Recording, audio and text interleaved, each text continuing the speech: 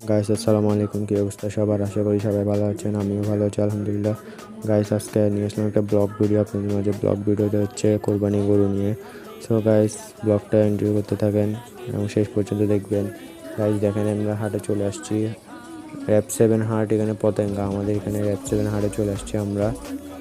আমরা এখন দেখতেছি গরু, এখানে বেশিরভাগ ছোট গরু। আমরা এখনো বড় গরুর দিকে যাই নাই। এখানে প্রচুর গরু, হাটটাও কিন্তু প্রচুর বড়। আমি জানি না আপনারা কে কে গেছেন র্যাপ 7 হাটটাতে, অনেক বড় কিন্তু র্যাপ 7 হাটটা। এখন আমরা দেখতেছি ছোট গরু, মাঝারি গরু, বিভিন্ন ধরনের গরু আছে এখানে। গাইস এখনো হেঁটে হেঁটে দেখতেছি, এখনো আমাদের গরু কোরবানির জন্য দেখা হয় নাই। হাটে আসছি, দেখবো, তারপরেই তো গরু নিব, তাই না? এখনো দেখতেছি, এখানে কিন্তু বিভিন্ন ধরনের গরু আছে আর সুন্দর সুন্দর গরু আছে। আপনাদের বাজেটের মধ্যে গরু পাবেন এখানে। সো আমরাও দেখতেছি, আপনারাও আসবেন।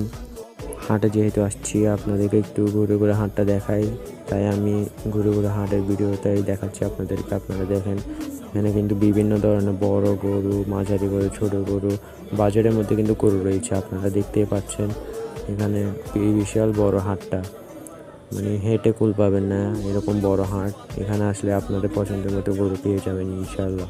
আলহামদুলিল্লাহ গাইজ, দেখতেই পাচ্ছেন আমরা আমাদের কোরবানি গরুটা নিয়ে নিলাম 2025 সালের। কেমন হয়েছে কমেন্টস করে জানাবেন।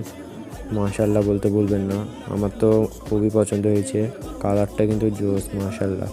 এবার আমাদের 2025 সালে কোরবানি গরু হয়ে গেল আলহামদুলিল্লাহ। হবরে খান দেরি হইয়া যায়, আতুল লাগে ঈদের নমাজ ঘড়িও হালায়।